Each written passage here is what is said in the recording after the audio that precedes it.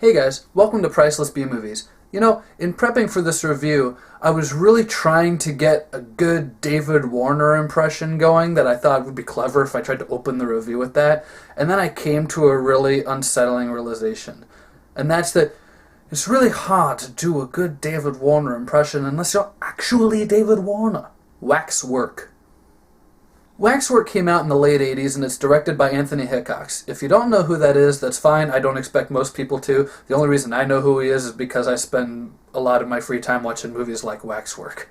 The movie stars Zach Galligan from the Gremlins films, and he's almost the same exact character in this. He is just kind of the hero who's going to get caught up in the situation. He's a little more arrogant, though. In this film, he comes from a very rich family. He's definitely kind of a prep.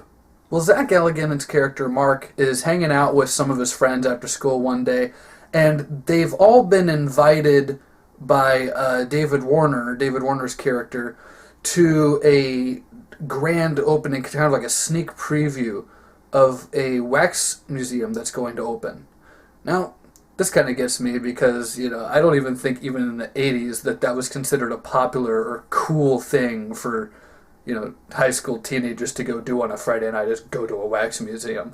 But for the sake of the movie, I'll accept it. Once they're in the wax museum and they go to look at the different sets and the different wax figures, that's kind of when we as the audience get to see what the gimmick is behind this movie, which is that if they get too close to these exhibits, they kind of enter that world. So if you see a wax exhibit with a vampire, and you get a little too close to it, all of a sudden you're in this alternate reality where you have to deal with a vampire. This is really awesome because basically it allows for several short horror films in one.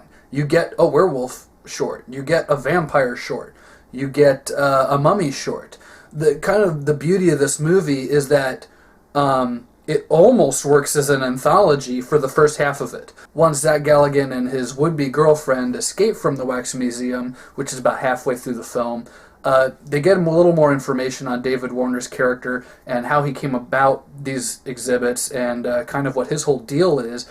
And, if you've seen any movie where someone has some master plan in a horror film, it's usually something along the lines of the end of the world, and that's basically what this is too. That's basically the villain's plan in this movie. I'm still not quite clear on how the villain thinks that a group of 15 to 20 monsters are going to destroy the world, but once again, kind of like the idea that the teenagers have nothing better to do on a Friday night than go to a wax museum at midnight, I'll kind of take it in stride. Now, getting right down to it, I love Waxwork. This is one of my favorite 80s movies.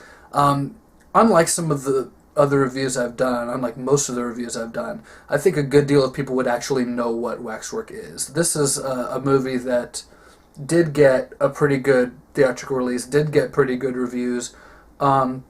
I think it kind of lost some of its popularity on video, but, this isn't exactly a movie. If you're a horror fan, you've probably at least heard of Waxwork. Some of the supporting actors and the cameos are really good in this, too. John Rhys Davies from Lord of the Rings and the Indiana Jones movies shows up in one of the little exhibit terrors. I don't really know what to call them other than that. And Patrick Macnee from the old show The Avengers shows up too. That's not the Avengers Marvel.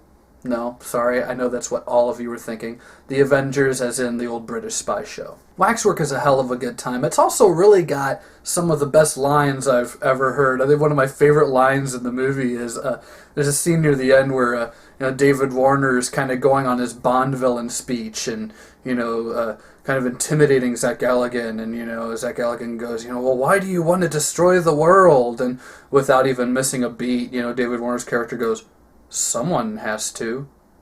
I'm sorry, that's a great bad guy line. I'm actually kind of amazed that line isn't like a cliche and that line isn't in a million movies. Like I said, I love Waxwork. I think this movie works on so many levels. This is one of those great 80s gems. I would put Waxwork up with the original Night of the Demons. I would put Waxwork up with all the best 80s horror films. While I know some people would probably disagree with me on this, I'm going to give Waxwork 4 stars. This is a great movie. I don't think that anyone who watches this movie is going to be disappointed.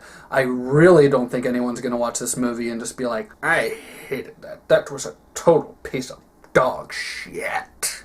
Yeah, I don't see that happening. So that's my review of Waxwork. Stay tuned. I've got a lot more reviews coming. As always, if there's a movie that you think is underappreciated or that not a lot of people know about or talk about and you want to hear my opinion on it, let me know in the comment section below and I'll see what I can do about checking that movie out and getting a review put up for you. Thanks for watching and stay tuned for more Priceless B movies.